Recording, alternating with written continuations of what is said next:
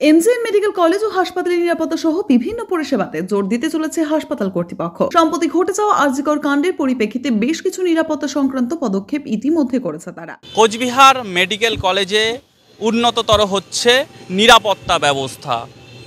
এই নিরাপত্তা ব্যবস্থা সুনিশ্চিত করছে আরজিকর ঘটনার পর থেকেই।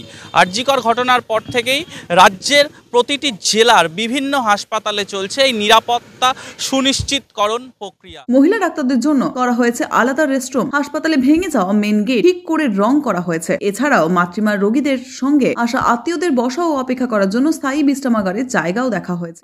সিসিটিভি সহ বায়োমেট্রিক এবং মূলত মেন গেটেও কিন্তু বসানো হবে বায়োমেট্রিক সহ নানান পদ্ধতি, যা নিরাপত্তাকে সুনিশ্চিত করবে।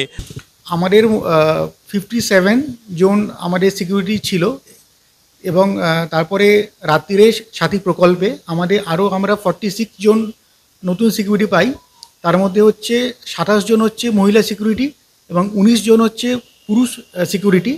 তো সিকিউরিটি বিষয়ে কোনো সমস্যা নেই। প্লাস আমাদের পুলিশ আউটপোস্টও আছে এবং আমাদের এসপি সাহেব, ডিএসপি সাহেব কোনো হাসপাতালে কিছু প্রবলেম হলে সঙ্গে সঙ্গে ওদের ফোন করলে ওরা মানে সহযোগিতা করেন।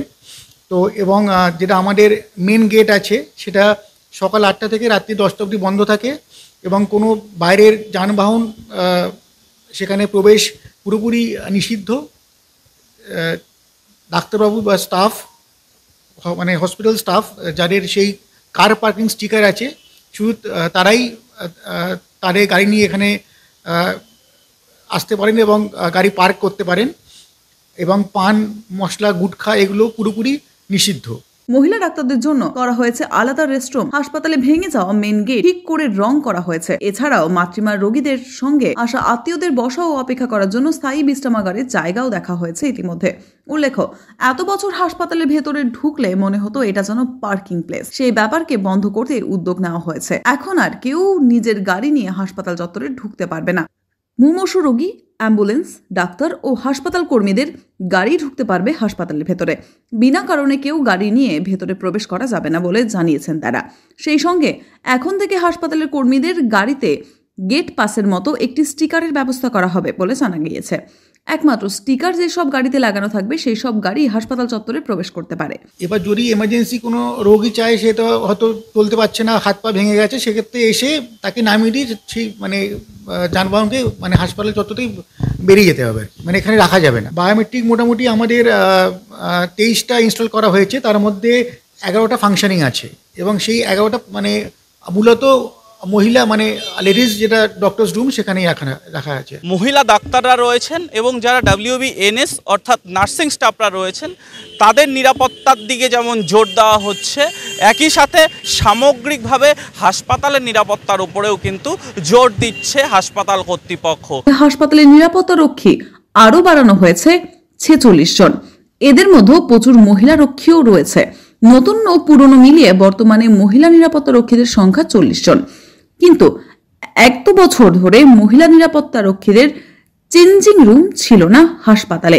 এবার মহিলাদের জন্য চেঞ্জিং রুমের ব্যবস্থা করা হয়েছে। স্বাভাবিকভাবে খুশি হয়েছে নিরাপত্তা রক্ষীরা। খুব শীঘ্রই হাসপাতালের বিভিন্ন ওয়ার্ডে অ্যালার্মের সিস্টেম চালু করা হবে বলে খবর। মোটামুটি ওই 27 জন ফিমেল সিকিউরিটি আর হচ্ছে 19 জন হচ্ছে মেল সিকিউরিটি। তো ওরা আমাদের এই মেন বিল্ডিং, কারমাইকেল ওয়ার্ড এবং মাতৃমা সব জায়গাতেই ওনারা কাজ করছেন। মূলত কি স্যার আরজিকরের ঘটনা পরে কি আরো কি হয়ে গেল? হ্যাঁ, আরজিকরের ঘটনা পরে আমরা যেটা আমাদের রাত্রিরে সাথী প্রকল্পে আমরা আরও 46 জন সিকিউরিটি পেয়েছি এবং তাতে আমাদের এখানকার মানে সার্বিকভাবে সিকিউরিটি অনেক বেড়ে গেছে এবং আমরা এসপি বা ডিএসপি ওনাদের সাহায্য পাচ্ছি। এমজেএন হাসপাতালে এরকমই ছবি কিন্তু আমরা দেখতে পেলাম। বিভিন্ন জায়গায় সিসিটিভি সার্ভার সহ নানান বিষয়ের উপরেই কিন্তু গুরুত্ব দিচ্ছে হাসপাতালের কর্তৃপক্ষ। নিরাপত্তা সুনিশ্চিত, স্পষ্টত সেই দাবি যেন জোরালো হচ্ছে বারংবার। কোচবিহার থেকে মুক্তাঙ্কন ভবনের রিপোর্ট, নিউজ 24 বাংলা।